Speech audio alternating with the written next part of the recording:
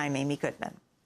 Iraq and Afghanistan veterans gathered in Maryland this past weekend to testify at Winter Soldier, an eyewitness indictment of atrocities committed by U.S. troops during the ongoing occupations in Iraq and Afghanistan.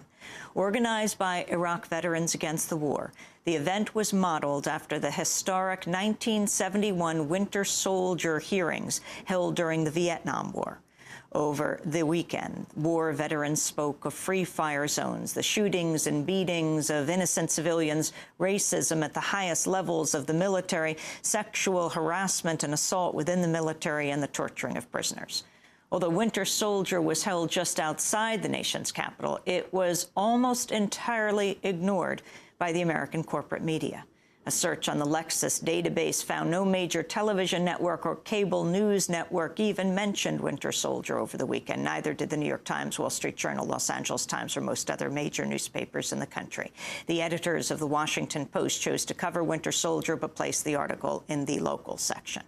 On Friday, Democracy Now! Broadcast from Winter Soldier. This week, we play excerpts from the proceedings.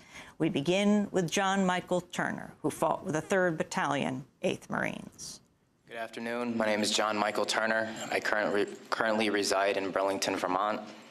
I served with Kilo Company, 3rd Battalion, 8th Marines as an automatic machine gunner. There's a term, once a Marine, always a Marine, but there's also the term, eat the apple, F the Corps. I don't work for you no more.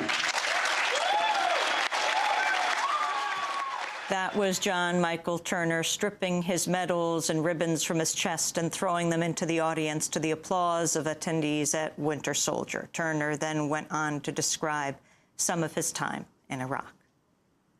On April 18th, 2006, I had my first confirmed kill. This man was innocent. I don't know his name. I called him the Fat Man. He was walking back to his house, and I shot him in front of his friend and his father. The first round didn't kill him after I had hit him up here in his neck area. And afterwards, he started screaming and looked right into my eyes. So I looked at my friend who I was on post with, and I said, well, I can't let that happen. So I took another shot and took him out. He was then carried away by the rest of his family. It took 7 people to carry his body away. We were all congratulated after we had our first kills, and that happened to have been mine. My company commander personally congratulated me, as he did everyone else in our company. This is the same individual who had stated that whoever gets their first kill by stabbing them to death will get a 4-day pass when we return from Iraq.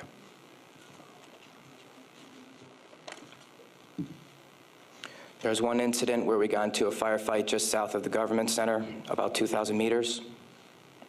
We had no idea where the fire was coming from, and the way our rules of engagement were, pinpoint where the fire is coming from and throw a rocket at it.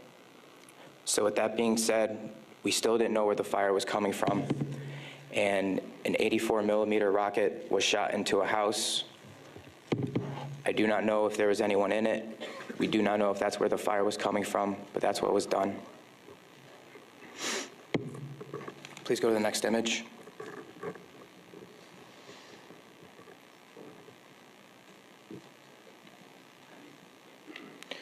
This man right here was my 3rd confirmed kill.